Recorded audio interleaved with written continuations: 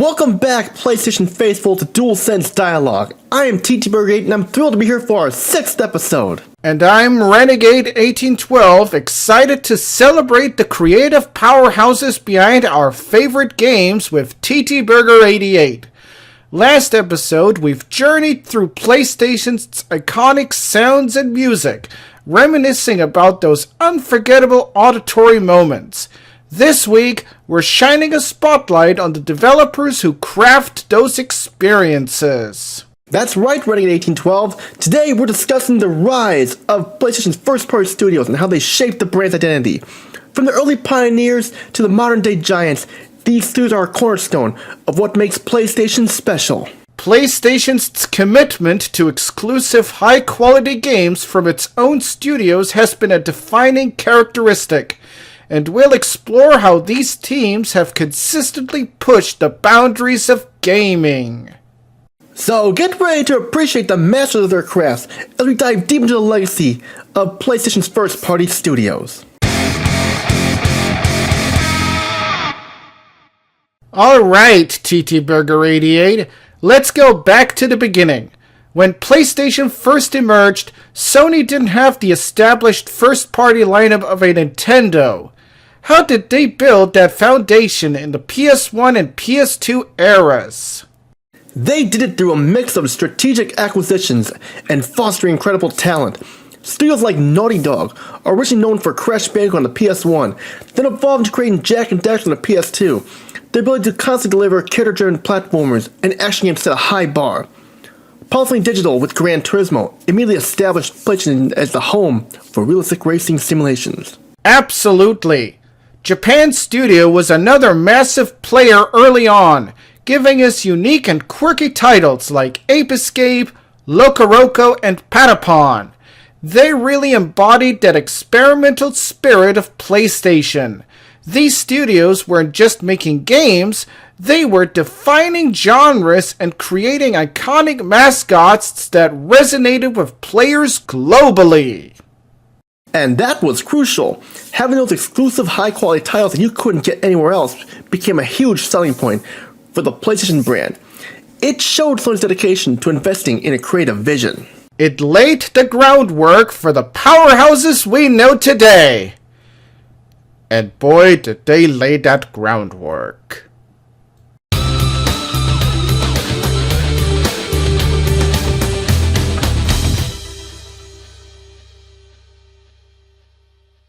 The PlayStation 3 era was a bit of a challenge for Sony initially, but it's also a period where many of their first-party studios truly came into their own, delivering some of the most iconic work. Renegade1812, what stands out to you from this generation? This is where Naughty Dog truly cemented their legendary status.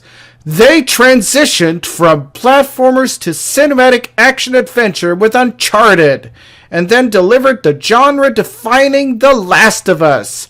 These games weren't just technically impressive, they pushed narrative boundaries and showcased incredible character development.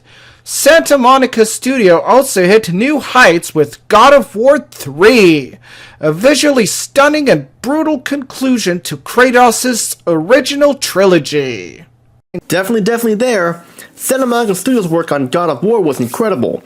Sucker Punch Productions, after their Sly Cooper days, really came into their own with the Infamous series, giving PlayStation a fantastic open-world superhero franchise. These studios showed incredible resilience and adaptability, learning to master the PS3's complex architecture and delivering games that truly stood out.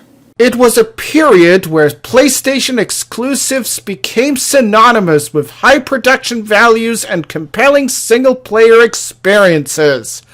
The quality coming out of these studios was undeniable, and it helped turn the tide for the PS3. They proved that first-party investment was paramount to the brand's success.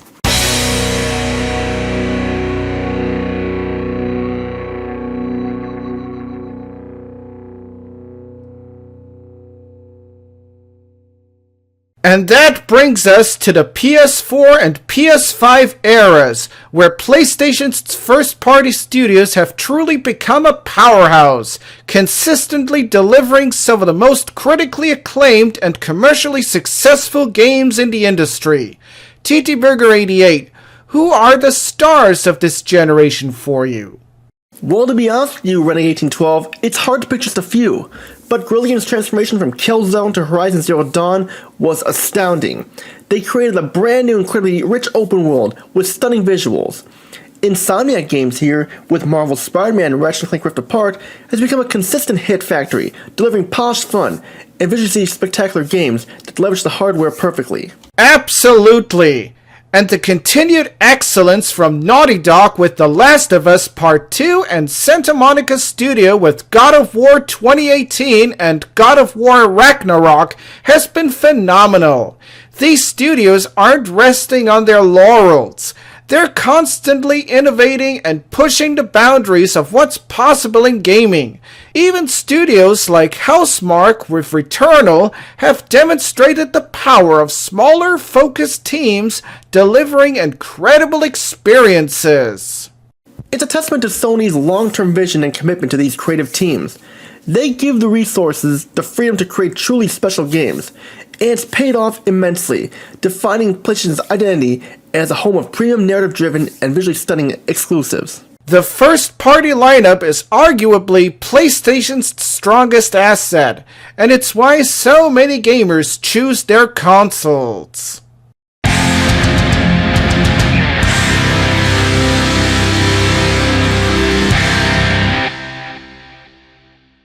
Alright everybody, let's shift gears here for a quick PlayStation news flash. While we're celebrating the past, present, and first-party studios, there's always news on the horizon. First up, there's been ongoing speculation about new IP from some of PlayStation's established studios. While they've delivered incredible sequels, the community is always eager to see what new worlds and stories these talented teams might conjure up next. Keep an eye out for any surprise announcements. Definitely. The anticipation for a brand new game from a studio like Naughty Dog or Santa Monica is also immense. Also, there's been a talk about PlayStation's strategy for live service games. While their strength has traditionally been single-player narrative experiences, Sony has openly stated that their intent to expand in the live service space with several first-party projects in development. They can represent a significant shift for some of these studios. It's a challenging but potentially lucrative area. It'll be interesting to see how these studios, known for their narrative prowess, adapt to the demands of ongoing content and community engagement. And finally, a quick note on the continued growth of PlayStation Studios. With new talent being brought in and smaller studios being acquired to diversify the portfolio. This ensures a steady stream of unique and high-quality content for years to come. It shows they're not resting on their laurels, always looking to the future.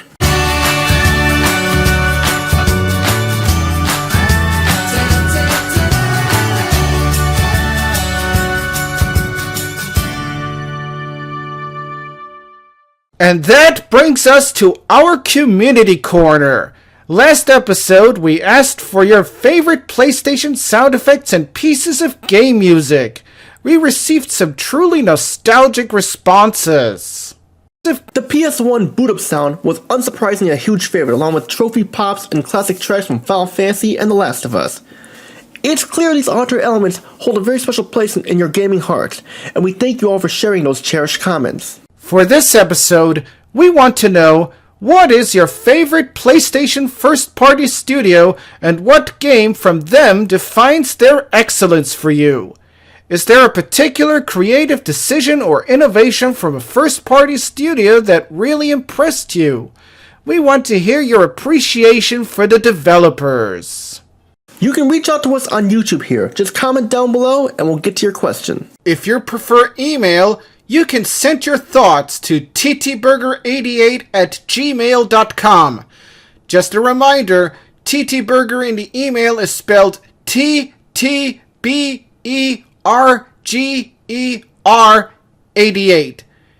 And if you're listening on YouTube, definitely drop your answers in the comments section below this video.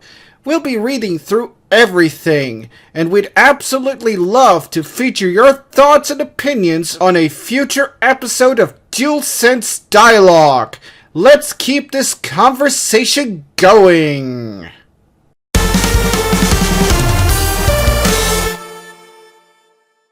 And that's a wrap for episode 6 of DualSense Dialogue. We hope you enjoyed our deep dive into the incredible legacy of PlayStation's first-party studios. Thank you so much for tuning in and for all your continued support. It's always a pleasure to talk PlayStation with you all. Don't forget to subscribe. To subscribe on YouTube, Podbean, right here, so you don't miss future episodes. And hit that notification bell as well. A quick rating, review, and comment would mean the world to us. Next time on DualSense Dialogue, we'll be exploring the evolution of the DualShock and DualSense controllers, from their humble beginnings to the revolutionary haptics and adaptive triggers of today.